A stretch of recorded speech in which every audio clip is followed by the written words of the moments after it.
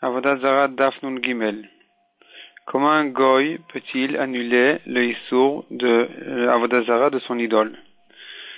La Mishnah dit en lui cassant le bout de l'oreille, du nez ou du doigt, ou même s'il lui déforme le visage, sans rien lui casser, sans rien lui couper, elle est annulée.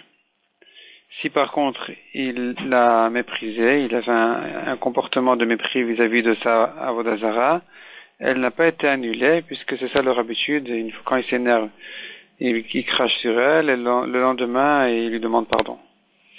Si, dit la Mishnah, il a vendu son idole, ou bien il a donné en gage, il y a une marloquette, est-ce qu'elle est annulée ou pas? Et la Gemara ramène une marloquette à Moraïm là-dessus, à savoir si la marloquette de la Mishnah concerne le cas où il a vendu son idole à un goy, mais s'il a vendu à un juif, évidemment que le goy, en la vendant au juif, il a annulé sa Avodah Zarah, puisqu'il est bien conscient que le juif, il va pas s'en servir, il va la déformer.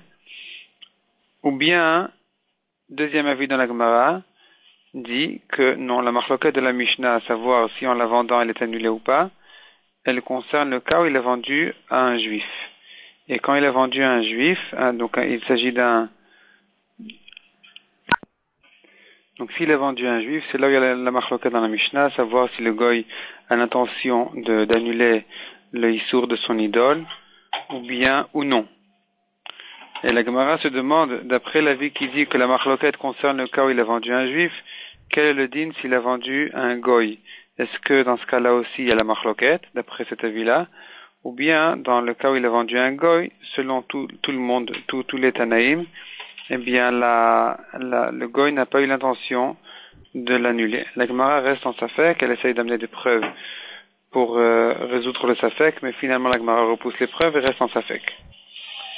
Deuxième sujet, la Gemara dit s'il a emprunté, le goy a emprunté de l'argent et il a confié son idole en gage, elle est annulée. De même si une maison ou un mur est tombé dessus, de même si elle a été volée, de même si son propriétaire l'a laissé et l'a quitté, a quitté son idole et a déménagé à un autre pays, dans tous ces cas-là, il a annulé. Si par contre il a l'intention de revenir, elle n'est pas annulée. La Gemara dit aussi, on apprend les halachot d'annuler la Avodah Zarah, on les apprend de Yoshua bin Nun. Donc quand Yoshua ben Nun est venu en Eretz Israël, ils ont conquis la terre. La Torah nous a appris qu'il fallait détruire toutes les idoles, tous les avodah zarot, il fallait les détruire. Et de là on apprend quelques halachot qui nous concernent maintenant. À savoir un Israël qui a dressé une brique pour se prosterner devant, et avant de se prosterner devant la brique est venu un goy et s'est prosterné devant elle. Malgré que nous avons un principe qui dit En Adam Oser Davar She'eno Shelo. Un homme ne peut pas interdire quelque chose qui ne lui appartient pas. Comment est-ce que le goy, en se prosternant devant un objet qui appartient à Israël, peut-il l'interdire? Mais cependant, la halakha dit qu'il peut quand même l'interdire, puisque l'Israël, en dressant sa brique, a prouvé qu'il avait l'intention et qu'il était content, le contentement que ça serve à une avodah zarah. Donc quand le goy est venu et s'est prosterné devant, il peut l'interdire, puisque l'Israël en est content. Et la preuve, elle est, puisqu'on apprend effectivement de Yoshua bin Nun qui est venu quand ils ont conquis la terre, il devait détruire la avodah zarot, et se pose la question, pourtant la terre a déjà été donnée à Avraham Avinu. Donc pourquoi est-ce que tous les arbres de avodah zarah ont-ils été interdits? Pourtant ils appartiennent aux Juifs, et les goïms qui ont fait avodah zarah avec ne pouvaient pas les interdire puisque ça ne leur appartenait pas. Mais la réponse est que puisque les Bnei Israël ont fait le Galazab, ont fauté au Vaudor, ils ont fait ils ont servi là-bas l'avodah zarah, et ils se sont même exprimés en disant qu'ils veulent plusieurs dieux.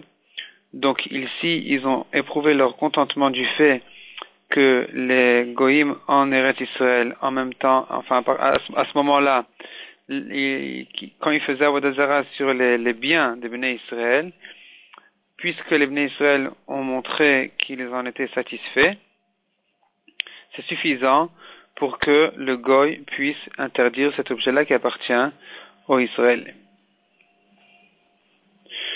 Troisième sujet du DAF.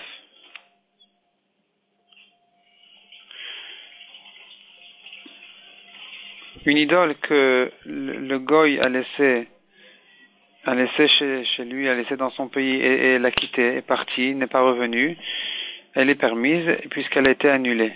Le goy, s'il a abandonné son idole, c'est qu'il a annulé.